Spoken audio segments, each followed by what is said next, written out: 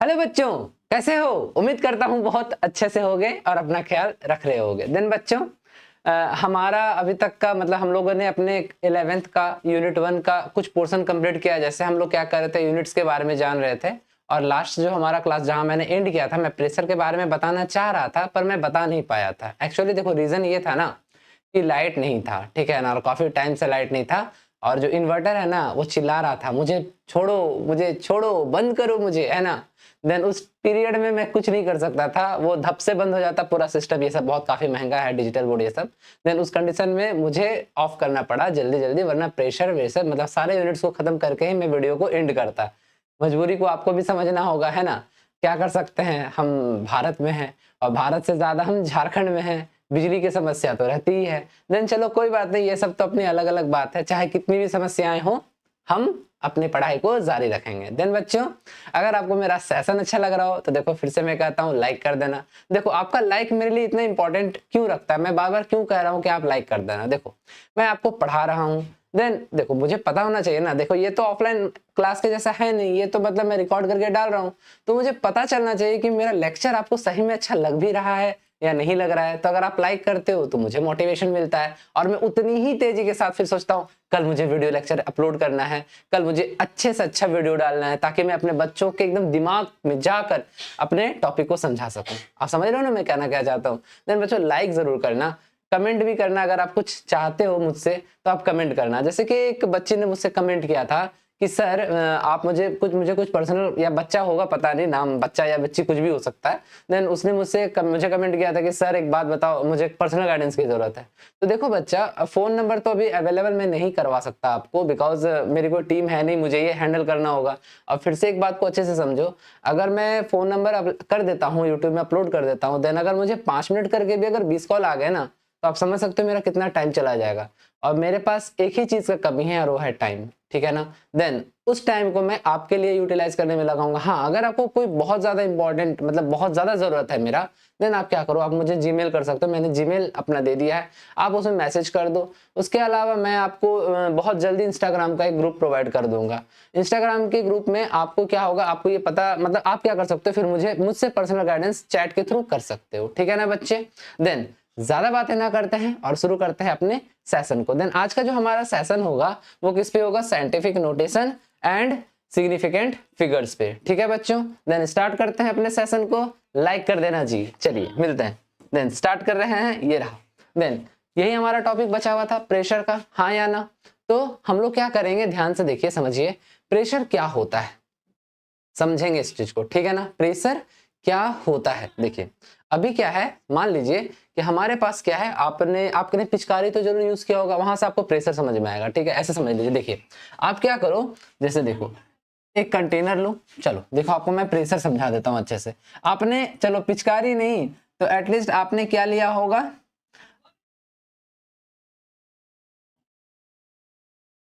देखिए देखिए क्या है, ये देखिए ये रहा कंटेनर। मान के चलिए क्या है हमारा कंटेनर, ठीक है। अब देखिए कंटेनर में हमने क्या लगाया, हमने कंटेनर पे लगा दिया पिस्टन।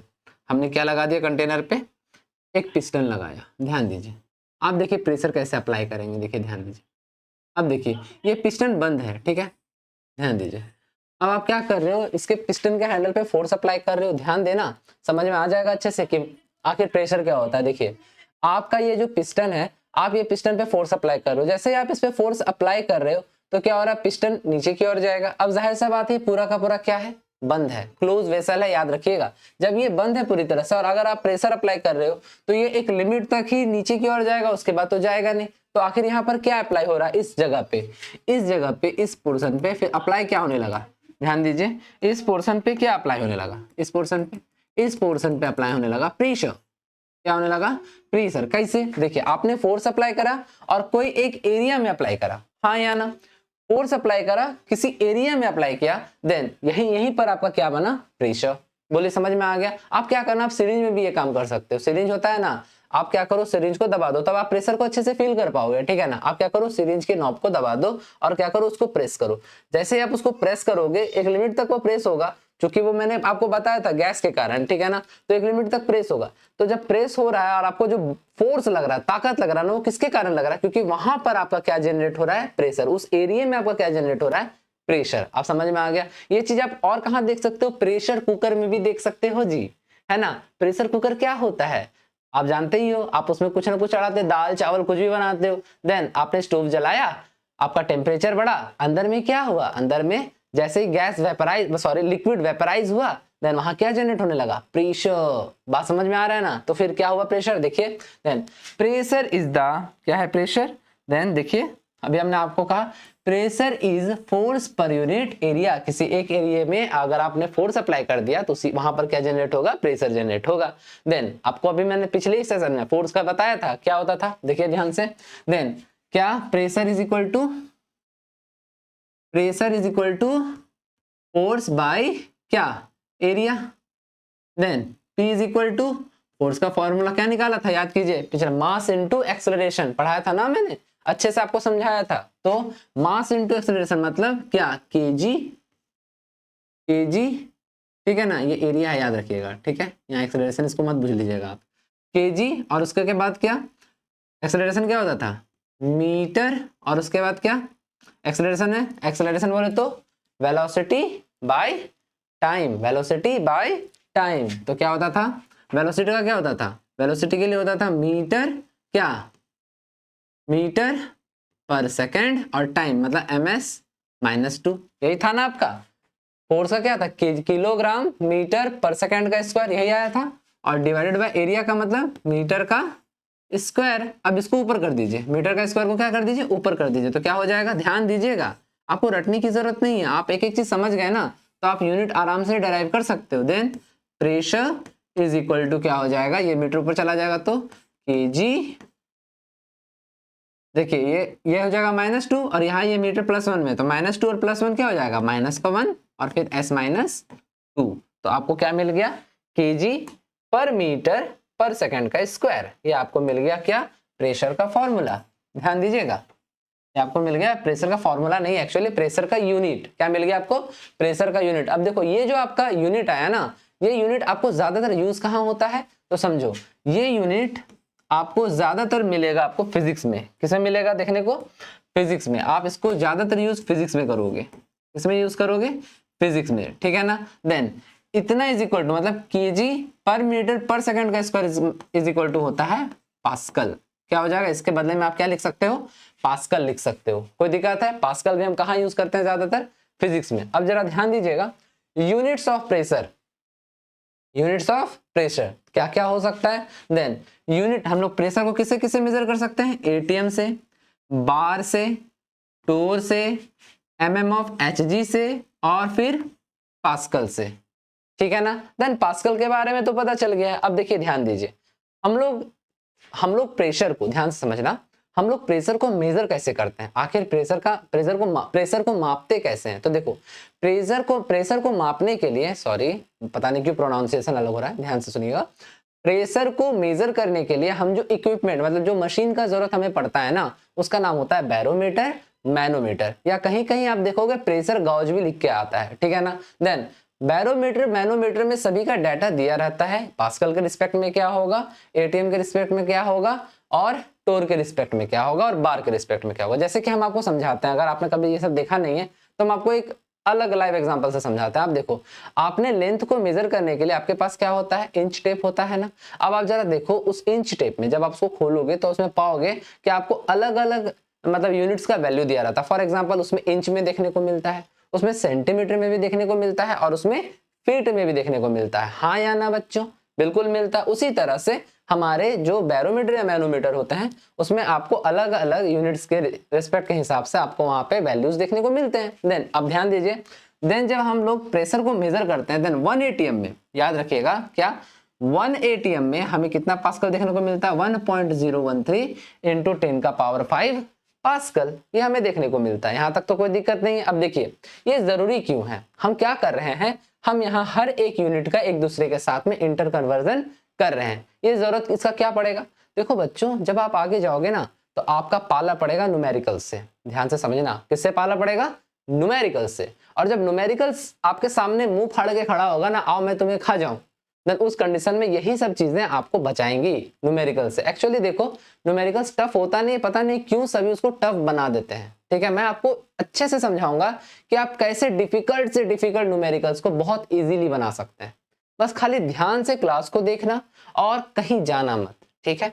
चलो ध्यान दो, क्या है atm, bar, torr, mm of Hg, pascal, ये सभी यूनिट ऑफ प्रेशर हैं और हम इन सभी का इंटर कन्वर्जन देखेंगे, बिकॉज कहीं ना कहीं किसी ना किसी से तो यूनिट से क्वेश्चन आएगा। और आपको केमिस्ट्री में अगर सबसे ज्यादा किसी को यूज करना है ना, तो वो कौन होगा, वो होगा एटमॉस्फेरिक प्रेशर। वो कौन होगा, एटमॉस्फेरिक प्रेशर। एटीएम को हम सबसे ज्यादा यूज करेंगे बच्चों केमिस्ट्री में, ठीक है ना। Then 1 atm is equal to होगा 1.013 इंटू 10 का पावर 5 पास्कल, यहां तक तो कोई दिक्कत नहीं। Then 1 bar is equal to क्या होता है, 1 बार इज इक्वल टू होता है 10 का पावर 5 पास्कल। कोई दिक्कत है इसमें, नहीं है ना। चलिए तो हम लोग क्या करेंगे, हमारा एटीएम और पास्कल के बीच का कन्वर्जन पता चल चुका है कि हम एटीएम से पास्कल में और पास्कल से एटीएम में कैसे जा सकते हैं, हाँ या ना। उसी तरह से 1 बार इज इक्वल टू होता है 10 का पावर 5 पास्कल। देन अब इस डाटा से 1 बार इज इक्वल टू 10 का पावर 5 पास्कल के डाटा से क्या हम 1 एटीएम और 1 बार का रिलेशन नहीं निकाल सकते, क्या निकाल सकते हैं ना। तो चलो देखो क्या होगा, क्या होगा, देखिए ध्यान दीजिए। Then 1 atm is equal to 1 atm is equal to, हम यहाँ नहीं कर सकते, देखिए ध्यान दीजिए। 1 बार इज इक्वल टू 10 का पावर 5 पास्कल, यहाँ कितना है 10 का पावर 5 पास्कल। या 10 के पावर 5 पास्कल के जगह पे हम क्या 1 बार नहीं लिख सकते, लिख सकते हैं ना, क्योंकि ये दोनों तो बराबर है, इक्वल है। देन हम क्या कर सकते हैं, 10 के पावर 5 पास्कल के जगह पे 1 बार लिख देते हैं, कोई दिक्कत नहीं है जी, है ना। तो चलिए क्या करेंगे, 1.013 इंटू क्या हो जाएगा, सॉरी इंटू क्या इंटू बार। 1 लिखे या ना लिखे क्या फर्क पड़ता है, कोई दिक्कत है नहीं है। तो आपके लिए क्या हो गया, ध्यान दीजिए। देन हम यहाँ सीधा लिख सकते हैं 1 एटीएम इज इक्वल टू कितना बार, 1 एटीएम इज इक्वल टू कितना बार, 1 एटीएम इज इक्वल टू कितना बार, 1.013 बार, हाँ या ना बच्चों, ये तो पता चल गया। अब देखो 1.013 मतलब 0.013 कोई बहुत ज्यादा बड़ा वैल्यू नहीं है बच्चों, है ना। देन इसके लिए हम क्या कर सकते हैं, ध्यान दो, हम यहाँ लिख सकते हैं 1 एटीएम बराबर होगा लगभग, मतलब अप्रोक्सीमेटली कितना होगा, 1 बार, सीधा। कोई दिक्कत है इसमें, नहीं ना बच्चों। देन इसको क्या करो, इसको ब्रैकेट में डाल दो, कोई दिक्कत है, समझ में आ गया। हम मान सकते हैं कि 1 एटीएम इज इक्वल टू 1 बार, क्यों, क्योंकि 1.013 एक बहुत छोटा अमाउंट है, समझ में आ गया, मान लेंगे हम न्यूमेरिकल्स में। चलिए आगे बढ़ते हैं। अब देखिए देन आपको किसका किसका मिल गया, एटीएम से बार का रिलेशन मिल गया, एटीएम से पास्कल का आपको रिलेशन मिल गया। अब आपको किसका किसका निकालना है, एमएम ऑफ एचजी और टोर का, हाँ या ना। तो ये भी निकाल लेते हैं, जल्दी से स्क्रीनशॉट लेंगे ताकि आगे चल सके, ले लीजिए। तो चलिए बच्चों अब ध्यान दीजिए, हम थोड़ा सा यहाँ मिटा रहे हैं, ठीक है ना। तो अब हमको क्या करना है, अब हमको एटीएम के रिस्पेक्ट में क्या निकालना है, एमएम ऑफ एचजी और टोर का रिलेशन निकालना है, ठीक है। तो चलिए ध्यान दीजिए, हम क्या करेंगे, ध्यान से देखिए, एक सेकेंड, सॉरी हम जगह ढूंढ रहे हैं। देखिए चलिए ये इसको अभी साइड करते हैं। देन अब ध्यान से देखिए, होता क्या है, होगा ये कि 1 एटीएम, ध्यान दीजिए ये तो हो गया है हमारा, ठीक है ना। अब देखिए 1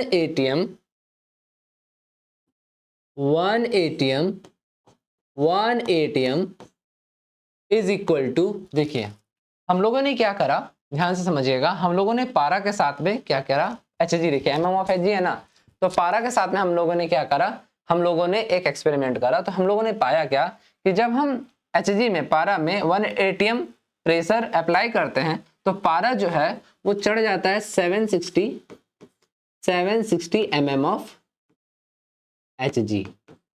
अब आपको ये समझ में नहीं आ रहा होगा क्या, ध्यान से देखिए, जाहिर सा बात है, अगर हम बैरोमीटर में क्या ले लें, पारा को ले लें और 1 एटीएम प्रेशर अप्लाई करें, तो ध्यान से देखिएगा जो पारा होगा वो चढ़ जाता है कितना, 760 mm ऑफ एचजी।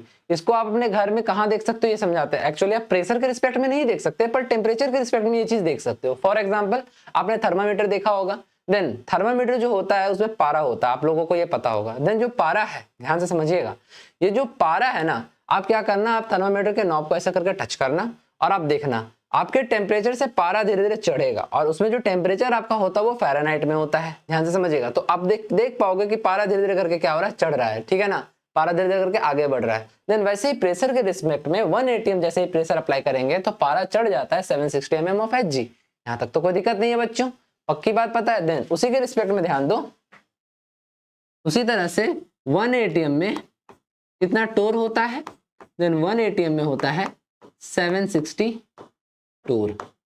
ठीक है बच्चों, 1 ATM में कितना होता है 760 टोर। ये सभी क्या है यूनिट्स है बच्चों, बस आपको क्या होना चाहिए, इंटर कन्वर्जन आना चाहिए। यहाँ तक तो कोई दिक्कत नहीं है, समझ में आ रहा है, किसी तरह क्वेश्चन नहीं है। तो हम एक काम करते हैं, इन सभी के रिस्पेक्ट में, ये जो हमने लिखा है ना, इन सभी के रिस्पेक्ट में मैं यहाँ एक रिलेशन लिख देता हूँ। ठीक है, जिससे क्या हो जाएगा, आपको ये चीज अच्छे से क्लियर हो जाएगा कि किसको कैसे हम क्या कर सकते हैं, कन्वर्ट कर सकते हैं। तो देखिए ध्यान से, देन 1 ATM, ध्यान से देखिए, 1 ATM इज इक्वल टू कितना बार। ठीक है, तो 1 ATM इज इक्वल टू होता है 1, हम सीधा कर देते हैं 1.013 बार होता है, लेकिन आप क्या कर सकते हो, आप 1 बार लिख सकते हो, 013 बार। उसी के रिस्पेक्ट में अगर पास्कल का देखें तो कितना होगा, 1.013 इंटू 10⁵ पास्कल। कोई दिक्कत नहीं है, इज इक्वल टू, अगर हम बात करें किसके रिस्पेक्ट में, टोर के रिस्पेक्ट में, तो टोर कितना होगा 760 टोर। हाँ या ना बच्चों, कोई दिक्कत है। उसके बाद mm ऑफ hg के रिस्पेक्ट में बात करें तो क्या हो जाएगा, is equal to 760 mm of hg। देखिए हमें यहाँ सभी के रिस्पेक्ट में यहाँ क्या मिल गया, यूनिट्स मिल गया। देन बच्चों ये आपको एकदम अच्छे से, मतलब बहुत अच्छे से आपको याद रखने की जरूरत है, क्योंकि जब कन्वर्जन मतलब सॉरी न्यूमेरिकल्स आएगा तो हमको वापस कहाँ पहुंचना होगा, ATM में, अगर जरूरत पड़ा तो जल्दी से इसका स्क्रीनशॉट ले लो बच्चों, फिर हम चलेंगे आगे। चलो ले लो। देन बच्चों यहां तक तो हमारा ठीक है। अब हमारा नेक्स्ट टॉपिक क्या है, नेक्स्ट टॉपिक है हमारा टेम्परेचर। क्या है हमारा टेम्परेचर। एक बात मैं आपको क्लियरली बता दूं, ध्यान से सुनना, केमिस्ट्री में हम प्रेशर पढ़ते हैं, ठीक है, केमिकल रिएक्शन पढ़ते हैं, और भी बहुत सारा चीजों को हम जानेंगे, ठीक है। लेकिन अगर हम बात करेंगे सबके बाप का, तो सबका बाप है टेम्परेचर। मतलब टेम्परेचर हर एक स्थिति में, ठीक है ना, इक्विलिब्रियम को हटा सकता है। अब आप सोचोगे सर ये इक्विलिब्रियम आप कहाँ चले गए, तो देखो जब हम टेम्परेचर का बात कर रहे हैं तो थोड़ा मोड़ा इक्विलिब्रियम को भी समझ लेते हैं।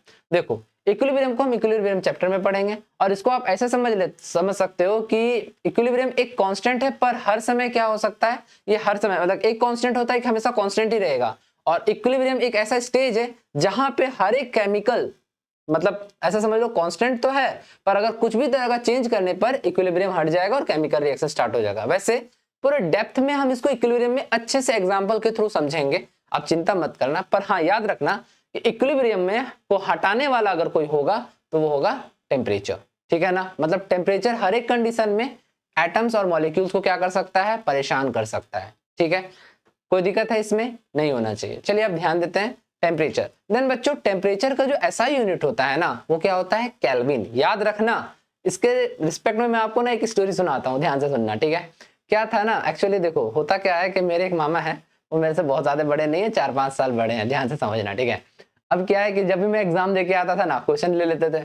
अब तो आपको पता ही होगा, क्वेश्चन लेने के बाद बताओ इसका क्या आंसर है, इसका क्या आंसर है। यार बड़ा ऑकवर्ड लगता है, नहीं मतलब कोई पूछता है, एक तो खुद ही एग्जाम में, मतलब समझ सकते हो आप हमारी क्या स्थिति होती है, और उसके बाद घर पहुंचने के बाद कोई टेस्ट ले रहा है, हाँ बताओ क्या हुआ नहीं हुआ, खुद ही खराब लगता है। तो उस टाइम में मैं 5 या 6 में था, और उसमें मैं यही क्वेश्चन आया हुआ था कि आप बताओ SI यूनिट टेम्परेचर का क्या होता है। तो मैंने बताया केल्विन। तो उस टाइम पे क्या था, मेरे मामा समझना, ठीक है, मेरे मामा क्या थे, उस समय में CD और DVD का मतलब बहुत ज्यादा मतलब यूज होता था, मूवीज ये सब देखने के लिए, म्यूजिक सुनने के लिए DVD का। तो एक केल्विन करके कंपनी होती थी, तो मेरा मामा मेरा मजाक उड़ाए थे, हाँ बड़का CD DVD का कंपनी केल्विन होता है, ठीक है ना। तो हम तो कुछ बोल नहीं सकते थे, हम तो छोटे थे, ठीक है ना। देन अब क्या हुआ कि उनका बैंकिंग का एग्जाम था, ठीक है ना, और उनको पूछ लिया, ठीक है, कि टेम्परेचर का SI यूनिट क्या होता है।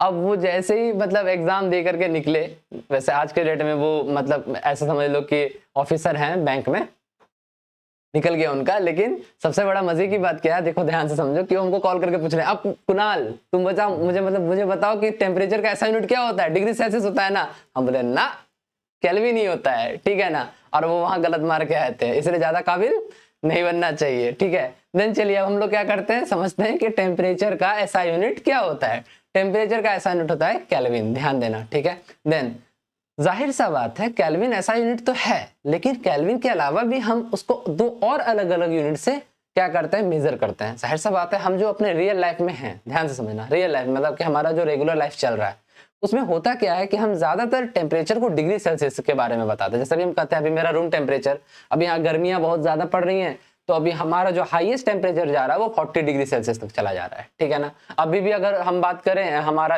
एटमॉस्फेरिक यहाँ पर जो हमारा आसपास का जो टेम्परेचर है वो भी लगभग अभी इस टाइम पे 30 टू 31 डिग्री सेल्सियस है। चूंकि बारिश हुई तो थोड़ा गर्मी कम है। देन बात को समझना, देन हम लोग जो है यहाँ रियल लाइफ में मतलब रेगुलर लाइफ में हम डिग्री सेल्सियस में बात करते हैं, केल्विन में तो बात नहीं करते। पर हाँ, केल्विन हमारा क्या है, ऐसा यूनिट है। उसी के साथ साथ अभी मैंने आपको तुरंत थोड़ी देर पहले कहा था कि हमारा जो थर्मोमीटर है इसमें क्या होता है, इसमें फ़ारेनहाइट के रिस्पेक्ट में आपको टेम्परेचर दिखता है। तो अलग अलग जगह पे हम अलग अलग यूनिट्स का यूज करते हैं। देन अब समझो यहाँ पे, अब जाहिर सा बात है अगर आपको डिग्री सेल्सियस में दिया है और अगर आपको केल्विन में जाना, और ज्यादातर आपको डिग्री सेल्सियस में दिया रहेगा न्यूमेरिकल्स में, तो केल्विन में जाने के लिए आपको क्या करना होगा, आपको फॉर्मूला यूज करना होगा। तो क्या है formula, kelvin is equal to, ध्यान दीजिएगा, क्या, kelvin is equal to degree Celsius और उसके बाद क्या 273.15। देखो ये स्टैंडर्ड वैल्यू है, आप 273 भी ले सकते हो, कोई दिक्कत है इसमें नहीं। उसी तरह से क्या डिग्री फ़ारेनहाइट, अगर आपको डिग्री फ़ारेनहाइट में चेंज करना है और अगर डिग्री सेल्सियस में आपको दिया हुआ है तो क्या करोगे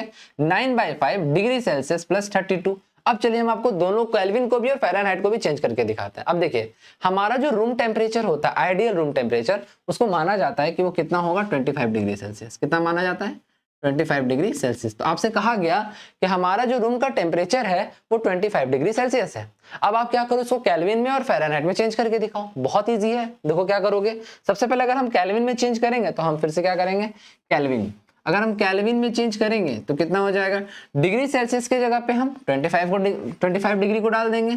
25 डिग्री प्लस कितना 273। देखो 0.15 नहीं भी लोगे तो काम चल जाता है, ठीक है ना। अब वो काम क्यों चलता है वो हम सिग्निफिकेंट फिगर्स में बात कर लेंगे, ठीक है, लेकिन काम चल जाता है, ठीक है। अब चलो यहाँ ध्यान दो, क्या केल्विन इज इक्वल टू कितना हो जाएगा बताइए, 538, ठीक है ना। उसके बाद 7 2 9 एंड फिर 2, तो मतलब 298 केल्विन। कितना आ रहा है 298 केल्विन, ठीक है ना बच्चों।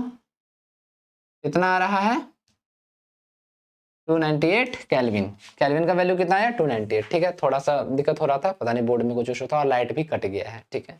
आपको मैंने कहा था ना हम झारखंड में कुछ किया नहीं जा सकता है। चलिए अब ध्यान दीजिए। देन अब क्या है, अब हम फ़ारेनहाइट में आएंगे, ठीक है, ध्यान दीजिए। अब हम कहाँ आएंगे, फ़ारेनहाइट में। देन डिग्री फ़ारेनहाइट में अगर आपको निकालना रहा तो आपको क्या करना होगा, जाहिर सा बात है यहाँ कितना है 9/5, तो क्या करो 9/5 और उसके बाद क्या है डिग्री सेल्सियस है, डिग्री सेल्सियस के रिस्पेक्ट में क्या लोगे 25, हाँ या ना, यहाँ मल्टीप्लाई होगा, ठीक है। 25 प्लस क्या होगा 32, तो देखो क्या होगा, ये 5 इसको कितने बार में कट आउट करेगा 5 बार में। देन कितना होगा degree Fahrenheit is equal to 9 5 45, then 45 plus 32, then finally answer कितना आएगा डिग्री फ़ारेनहाइट का इज इक्वल टू कितना आएगा बताइए, दोनों को जोड़ दीजिए, जोड़िएगा तो कितना आएगा 5 2 7 और 4 3 7, ठीक है ना। ठीक, तो आगे आपका डिग्री फ़ारेनहाइट कितना आया, डिग्री फ़ारेनहाइट कितना आया 77 डिग्री आपका आ गया। कोई दिक्कत है बोलिए, समझ गए अच्छे से, आपको कन्वर्जन आ गया ना, समझ गया ना, फ़ारेनहाइट में कैसे आ सकते हैं, केल्विन में कैसे आ सकते हैं। और अगर केल्विन में दिया हो तब भी आप कहाँ जा सकते हैं, डिग्री सेल्सियस में भी जा सकते हैं। देखिए यहाँ पे है ना, केल्विन दिया रहेगा डिग्री सेल्सियस, तो इसको 273 को आपको क्या करना है माइनस करना है। कोई दिक्कत है इसमें, क्लियर है अच्छे से, जल्दी से स्क्रीनशॉट लीजिएगा। रुक जाइए स्क्रीनशॉट बाद में, एक और कुछ है मैंने नोट में लिखा है, देखो ध्यान दो क्या लिखा है, नोट क्या लिखा है नोट में, ध्यान दो। ओहो अच्छा कोई बात नहीं, हम निकाल लेना, ठीक है, वो तो आप देख ही चुके हैं। देखो ध्यान दो क्या है नोट में, क्या है देखो नोट में यहाँ लिखा है सीधा सीधी क्या कि टेम्परेचर बिलो 0 डिग्री सेल्सियस, ऐसा समझ लो, हम सीधा आपको समझा देते हैं। देखो केल्विन का जो वैल्यू होता है वो निगेटिव में नहीं जा सकता, पर डिग्री सेल्सियस का जो वैल्यू है वो निगेटिव में जा सकता है। जैसे कि हम आपको बता दें, वाटर जो है 0 डिग्री सेल्सियस में क्या होने लगता है, लिक्विड से सॉलिड स्टेट में बदलता है। और उसको ठंडा करो मतलब और माइनस में जाओ, -20 -30, आपको तो पता है अंटार्कटिका का जो टेम्परेचर जो होना चाहिए वो कितना होना चाहिए -50 डिग्री सेल्सियस, तो वो माइनस में गया ना, लेकिन केल्विन में आप माइनस में नहीं जा सकते। तो वही चीज यहाँ लिखा है क्या, temperature below 0 degree Celsius that is negative values क्या आर पॉसिबल इन सेल्सियस, किस में पॉसिबल है, सेल्सियस में पॉसिबल है, लेकिन scale but in kelvin scale negative temperature is not possible, kelvin में हम निगेटिव टेम्परेचर में नहीं जा सकते। ठीक है बच्चों, इस बात को आपको क्या रखना है, दिमाग में रखना है। अब ले लो आप स्क्रीनशॉट पूरा का पूरा, फिर आगे चलते हैं, ले लो। देन चलो बच्चों, अब हम क्या करते हैं, अब हम चलते हैं अपने नेक्स्ट टॉपिक की ओर, और हमारा जो नेक्स्ट टॉपिक है वो क्या है, साइंटिफिक नोटेशन। क्या है, साइंटिफिक नोटेशन। क्या होता है साइंटिफिक नोटेशन, क्या जरूरत पड़ता है हमको साइंटिफिक नोटेशन का, क्या जरूरत है, इसको समझते हैं। जरूरत क्या है इसको समझते हैं। देखो हम पढ़ रहे हैं केमिस्ट्री, हम क्या पढ़ रहे हैं, केमिस्ट्री, ठीक है ना। अब होगा क्या, केमिस्ट्री में बहुत सारे मॉलिक्यूल्स होते हैं, आगे जाहिर सा बात है हम जब मोल कंसेप्ट पढ़ाएंगे तो हम ये भी बताएंगे कि 1 मोल में कितने एटम्स एंड मॉलिक्यूल्स होते हैं। पर फिलहाल हमारे पास ह्यूज नंबर्स है, तो हम मान के चलते एक नंबर्स आपको देते हैं, जैसे मान लीजिए हमारे पास है 9 0 0 0 0 0 0 0 0 0 और भी आप 0 ऐड कर सकते हो 0, ठीक है। ये आपके पास एक नंबर है, ठीक है ना। अब इसी को आपको मल्टीप्लाई करना है, मान लीजिए किससे करना है, इसको आपको मल्टीप्लाई करना है 8 2 1 0 0 0 0 0 0 0। बात समझो, इतना सारा इतना बड़ा बड़ा नंबर हम आपको दे दें, अब आपको मल्टीप्लाई करना है, आपका तो हालत खराब हो जाएगा। होगा या नहीं होगा, बार बार इतना नंबर्स का बार बार मल्टीप्लाई करना, इसमें तो हालत खराब होना ही होना है। होगा या नहीं होगा बताओ, होगा ना, होगा या नहीं होगा बताओ, होगा ना। थोड़ा सा ब्लर हो रहा था ना, ठीक कर दिया मैंने, ठीक है। देन होगा या नहीं होगा, बिल्कुल होगा। तो अब इस कंडीशन में ध्यान दो, होगा क्या, ध्यान से समझो। हम इसको छोटा करेंगे, क्या करेंगे, छोटा करेंगे। कौन सा फॉर्मेट में, देन साइंटिफिक नोटेशन का मतलब होता है, फॉर्मेट होता है इसका, साइंटिफिक नोटेशन का मतलब होता है n, क्या, n इंटू 10 का पावर n। यहाँ पर n क्या है, n कोई नंबर्स हो सकता है, n कोई नंबर्स हो सकता है। कोशिश करेंगे कि हम जो नंबर्स लेंगे वो यूनिट्स में लेंगे, हाँ। और ये जो n है ये भी नंबर होगा, लेकिन ये किस में हो सकता है, या तो ये पॉजिटिव हो सकता है या तो ये निगेटिव हो सकता है, ठीक है। तो ये जो पूरा का पूरा आपको फॉर्मेट दिखा n इंटू 10 का पावर n, इसी को हम कहते हैं साइंटिफिक नोटेशन। कोई दिक्कत है बच्चों, समझ रहे हो अच्छे से। चलिए आगे बढ़ते हैं। देन बच्चों देखो ध्यान दो, अब हम क्या करेंगे, अब हम इसको छोटा करते हैं। चलिए छोटा करते हैं, तो क्या हो जाएगा, हम इसको लिख सकते हैं ना 9 इंटू कितना, कितने जीरो है यहाँ पे 1 2 3 4 5 6 7 8 9 10, तो कितना लिखेंगे 10 का पावर 10। अब आप जब इसको मल्टीप्लाई करोगे तो आपको यही मिलेगा, मिलेगा या नहीं मिलेगा, जल्दी बताओ, मिलेगा ना। तो देखो ठीक है बच्चों, यहां तक तो क्लियर है आपका। अब देखो, अब हमको क्या करना है, मल्टीप्लाई वहां है, देन मल्टीप्लाई बाई कितना है 8 2 1, उसके बाद उतना सारा जीरो, हाँ या ना, कोई दिक्कत है इसमें, नहीं है। तो इसको हम थोड़ा सा हम इसको 2 स्टेप में करेंगे, हम चाहे तो एक स्टेप में कर सकते हैं पर आपको समझाने के लिए, ठीक है। तो हम यहाँ क्या लिखेंगे 8 2 1, इसको रहने दिया ऐसे ही, ठीक है। और फिर क्या करेंगे, कितना जीरो है 1 2 3 4 5 6 7, एक बार और कर लेते हैं 1 2 3 4 5 6 7। तो हम यहाँ क्या लिखेंगे मल्टीप्लाई बाई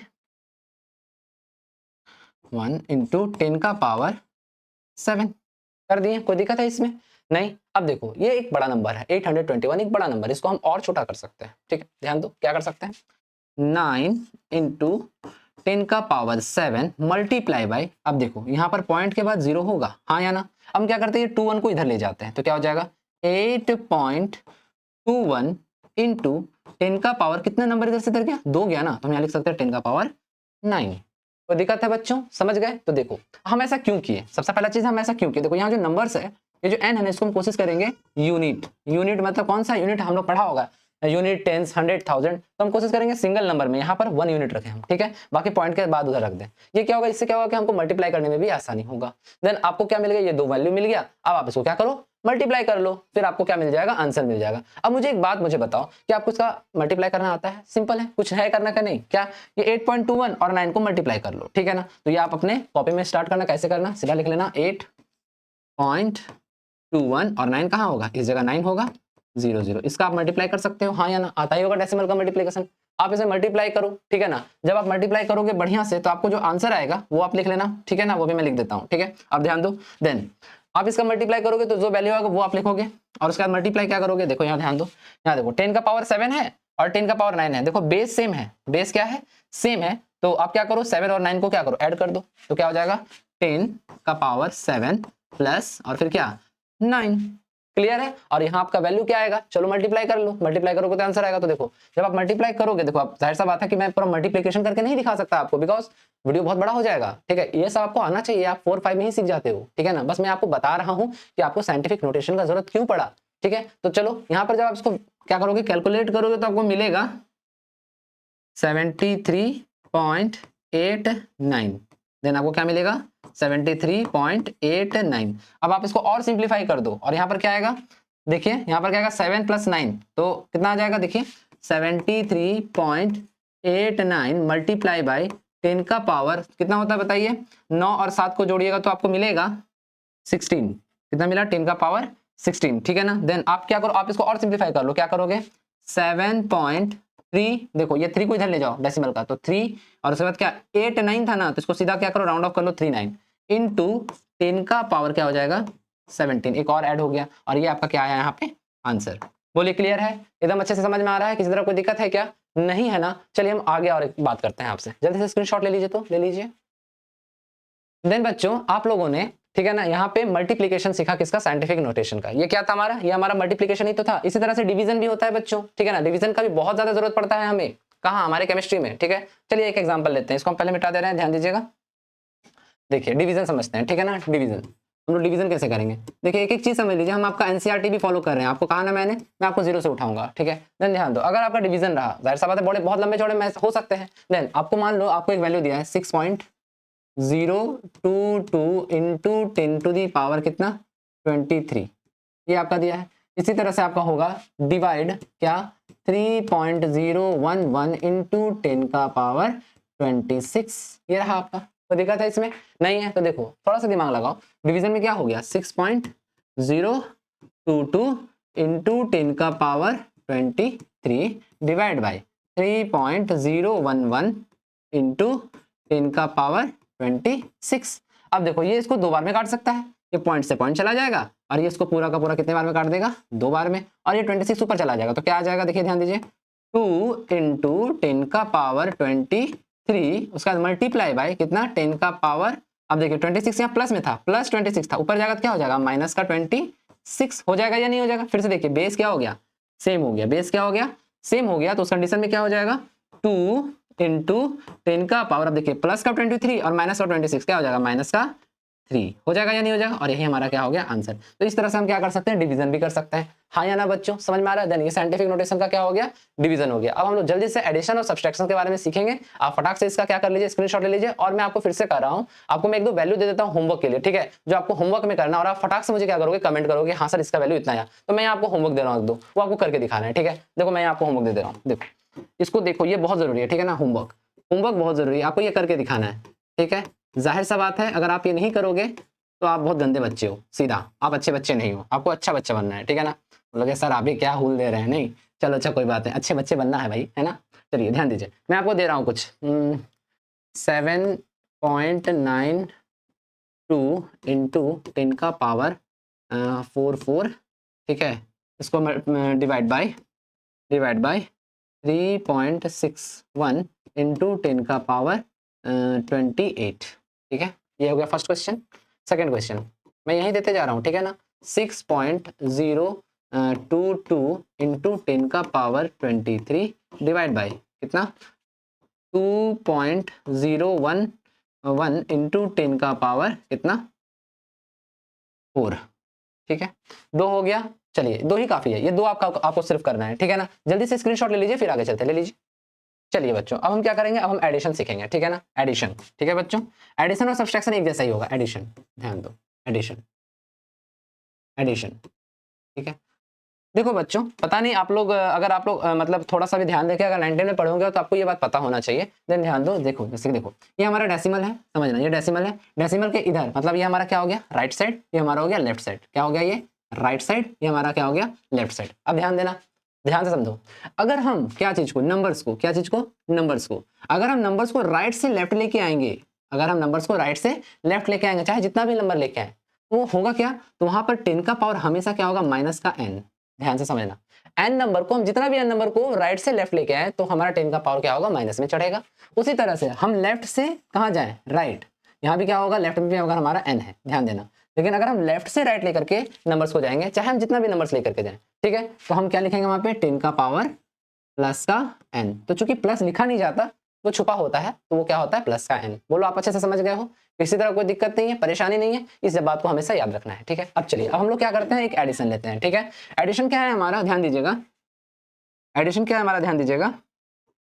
देखिए एडिशन हम ले लेते हैं 3.011 इंटू 10 का पावर 22 प्लस क्या है 45.018, ठीक है, इंटू 10 का पावर 21।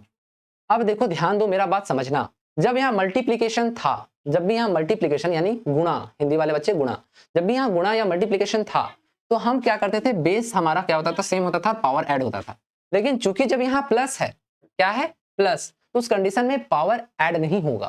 तो हमें करना क्या होगा, उस कंडीशन में आप जो वैल्यू है वो तो ठीक है अपनी जगह पे है, आपको सबसे पहला काम क्या करना है, ये जो 10 है ना, 10 का पावर 22 और यहाँ कितना है 10 का पावर 21, तो इसको क्या करना होगा, आपको पहले ही क्या कर लेना है, बैलेंस कर लेना, मतलब इक्वल कर लेना है दोनों साइड। या तो आप इस 22 को 21 बना दो, या तो उस 21 को क्या कर दो 22 बना दो। क्लियर है, कोई एक काम कर सकते हैं, तो मेरे लिए 21 को 22 बनाना ज्यादा इजी होगा, क्योंकि अभी मैंने कहा लेफ्ट से हम राइट कोई भी नंबर को लेकर जाएंगे तो पावर हमारा ऐड हो जाएगा। तो देखो यहाँ हम क्या करेंगे, 3.011 इंटू 10 का पावर 22 प्लस क्या 4.5, देखो ये 5 को हम इधर ले गए, तो 4.5 इंटू 10 का पावर, ठीक है ना, जाहिर सा बात है 018 हम वो भी लिख सकते हैं, लिख ही देते हैं, चलो ठीक है ना, तो ज्यादा नहीं करना है, 4.5 0 भी कर देंगे तो हमारा काम चल जाएगा, ठीक है, इंटू 10 का पावर कितना हो जाएगा 22। अब देखिए 10 का पावर 22 दोनों तरफ इक्वल हो गया है, कोई दिक्कत नहीं। अब हम क्या कर लेते हैं, इसको कॉमन ले लेते हैं, 10 का पावर 22 को क्या करेंगे, कॉमन ले लेंगे, तो अब हमारा क्या हो जाएगा 3.011 प्लस 4.50, ठीक है, और यहाँ क्या लिख लेंगे हम, इंटू 10 का पावर 22। कोई दिक्कत है इसमें, अब क्या करो, दोनों को ऐड कर दो। तो जब आप दोनों वैल्यू को ऐड करोगे, मतलब सीधी सीधी बात है, कैलकुलेट करोगे, तो आपको मिलेगा यहाँ पे क्या मिलेगा, तो आपको मिलेगा यहाँ पे 7.511, ठीक है, इंटू 10 का पावर 22 आंसर। बोलिए समझ गए, हाँ या ना, बोलिए क्लियर है, अच्छे से क्लियर है। अब देखो बच्चों ध्यान से समझना, ये कैलकुलेशन हमारा एडिशन के लिए था, सब्सट्रैक्शन के लिए भी बिल्कुल ऐसा ही होगा, बस आपको फिर से कॉमन लेना है और फिर क्या करना, माइनस करना है। बोलो आप अच्छे से समझ गए हो, कोई दिक्कत नहीं। अच्छा एक बात बताना मुझे कमेंट सेक्शन में कि आपको डेसिमल का plus minus addition subtraction multiplication ये सब डेसिमल का आता है या नहीं आता है। अगर नहीं आता है तो फिर मैं अलग से फिर इसके लिए भी वीडियो बनाऊंगा, लेकिन मैं नहीं चाह रहा, क्योंकि मैं चाहता हूँ कि इतना आपको आना चाहिए, ठीक है ना। अब आप बड़े हो गए, छोटे बच्चे हो नहीं, ये सब बच्चे में ही सिखाया जाता है। देन इसके लिए भी मैं क्या करता हूँ, आपको एडिशन और सब्सट्रैक्शन से 2 आपको होमवर्क दे देता हूँ, जो आपको करके मुझे कमेंट सेक्शन में देना है, ठीक है। चलिए ध्यान दीजिएगा, होमवर्क मैं यहाँ होमवर्क लिख के दे रहा हूं, होमवर्क अब देखो ध्यान दो क्या है, सबसे पहले मैं लिख के दे रहा हूं उसको, देखो 3.018 इंटू 10 का पावर 21 प्लस, नीचे लिख दे रहा हूं, ठीक है ना, प्लस कितना 718 इंटू 10 का पावर कितना 17 दे देता हूँ, ठीक है। उसके बाद सेकंड नंबर, अच्छा 2 ही देता हूँ, एक एडिशन और एक सब्ट्रैक्शन, ठीक है।